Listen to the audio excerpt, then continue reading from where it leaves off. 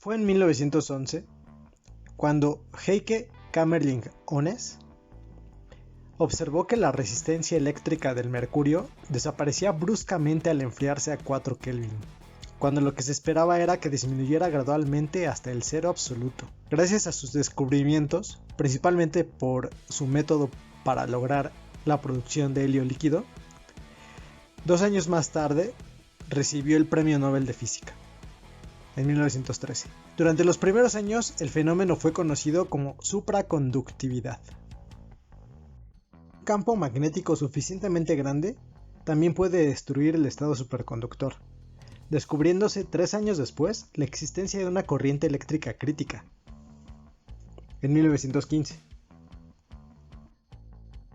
Ya que se trataba de un fenómeno esencialmente cuántico, no se hicieron grandes avances en la comprensión de la superconductividad, puesto que la comprensión y las herramientas matemáticas de las que se disponía en ese momento no fueron suficientes para afrontar el problema hasta los años 50. Y fue precisamente en 1950 cuando fue publicada la teoría Higgsburg-Landau. Y en 1957 vería a la luz la teoría BCS, desarrollada por Bardeen, Cooper y Schrieffer, gracias a la cual los tres recibieron el Premio Nobel de Física en 1972. Esta teoría se pudo desarrollar gracias a 2 pistas fundamentales ofrecidas por físicos experimentales a principios de los años 50.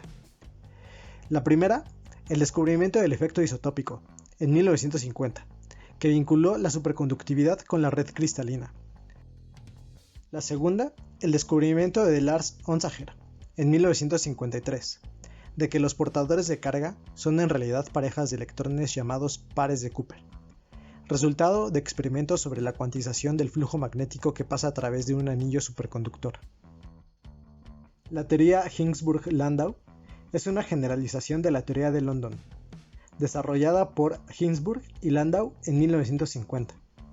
Si bien esta teoría precede 7 años a la teoría BCS, los físicos de Europa Occidental y Estados Unidos le prestaron poca atención por su carácter más fenomenológico que teórico. Unido a la incomunicación de aquellos años entre ambos lados del telón de acero. Esta situación cambió en 1959, cuando Gorkov demostró que se podía derivar rigurosamente a partir de la teoría microscópica. Un año más tarde, Anderson y Rowell lo confirmaron experimentalmente. En 1962, Josephson predijo que podría haber corriente eléctrica entre 2 superconductores, incluso si hubiera una pequeña separación entre ellos, debido al efecto túnel. El efecto sería conocido como efecto Josephson, y está entre los fenómenos más importantes de los superconductores, teniendo gran variedad de aplicaciones, desde la magnetoencefalografía hasta la predicción de terremotos. Tras algunos años de relativo estancamiento, Bednorz y Müller descubrieron que una familia de materiales cerámicos, los óxidos de cobre con estructura de perovskita, eran superconductores con temperaturas críticas superiores a 90 Kelvin. Esto sucedió en 1987. Dichos materiales se conocieron como superconductores de alta temperatura. Estimularon un renovado interés en la investigación de la superconductividad. Como tema de la investigación pura, estos materiales constituyen un fenómeno que solo se explica por el hecho de que hace pasar a los electrones por parejas o pares de Cooper. Y debido a que el estado superconductor persiste hasta temperaturas más manejables, superiores al punto de ebullición del nitrógeno líquido, muchas aplicaciones comerciales serían viables, sobre todo si se descubrieran materiales con temperaturas críticas aún mayores. Pues bien, hasta aquí hemos visto que la superconductividad se debe a parejas de electrones llamados pares de Cooper. ¿Pero qué son en realidad estos pares de Cooper? Para explicarlo necesitamos entender un concepto muy importante.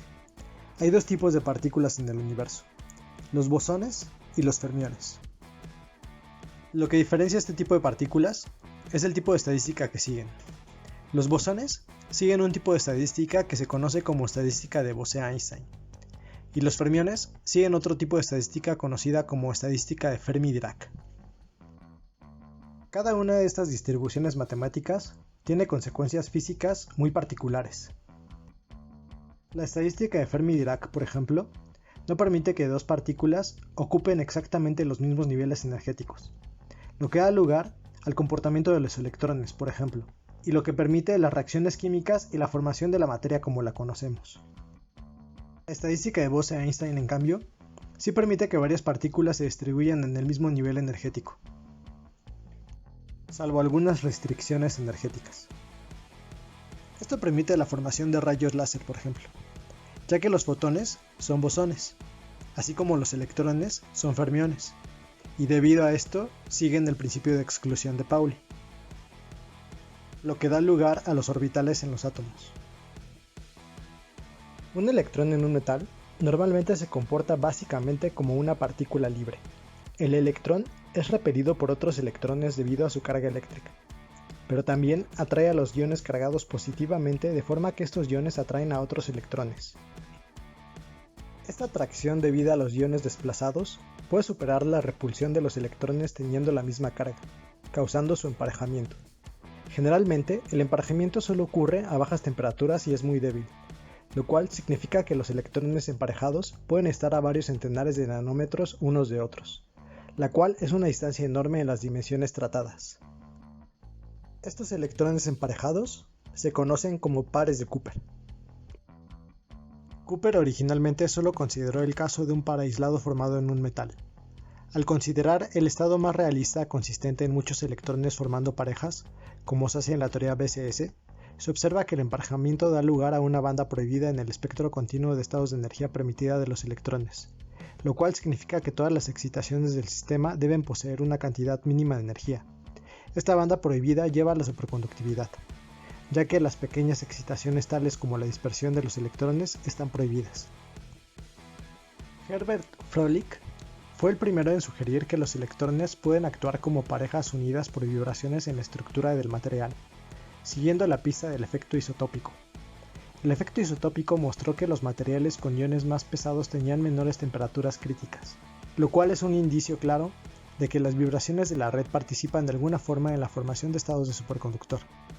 Concretamente, se puede explicar muy bien por la teoría de los pares de Cooper.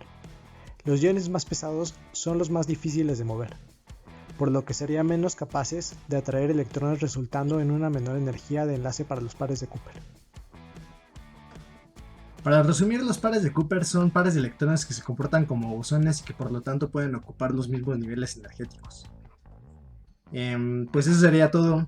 Les agradecería muchísimo si me dejan un like y si se suscriben, pues también me ayuda muchísimo. Muchas gracias. Un abrazote.